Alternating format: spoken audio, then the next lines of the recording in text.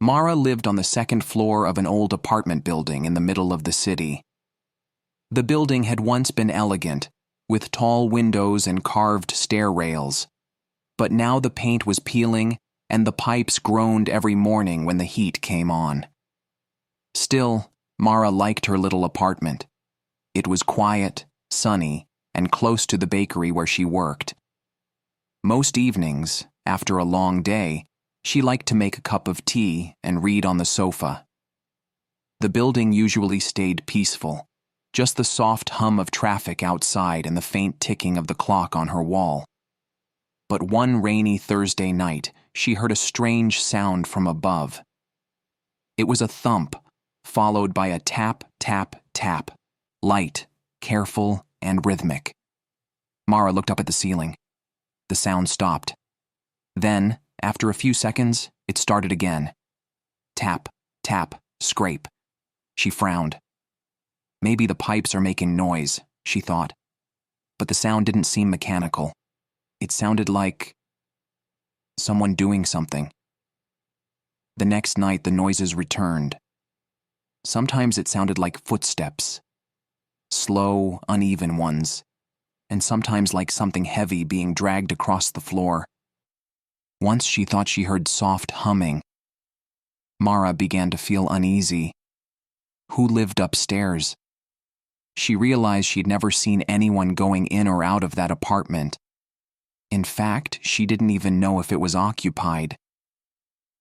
A few days later, she asked the landlord when he came to fix her heater. "Oh, that's Mr. Rowan up there," he said. "He's lived here for years."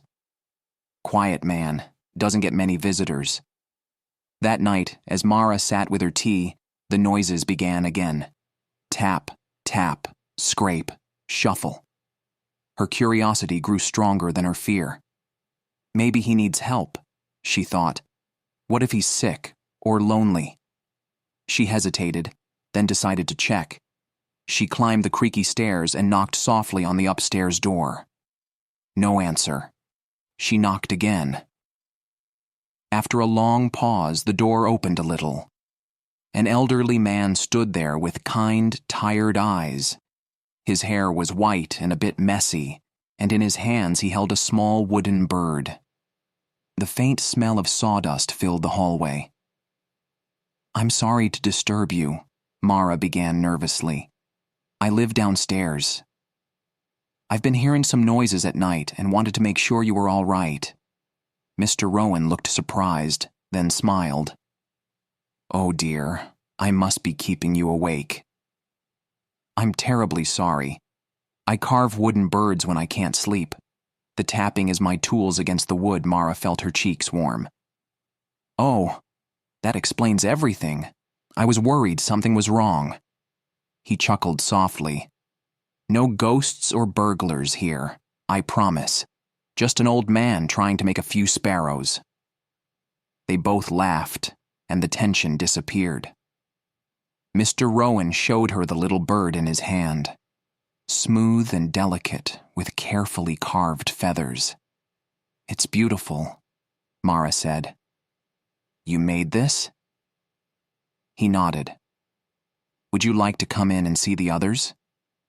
Inside, his apartment was filled with tiny wooden birds, perched on shelves, hanging from the ceiling, resting on windowsills.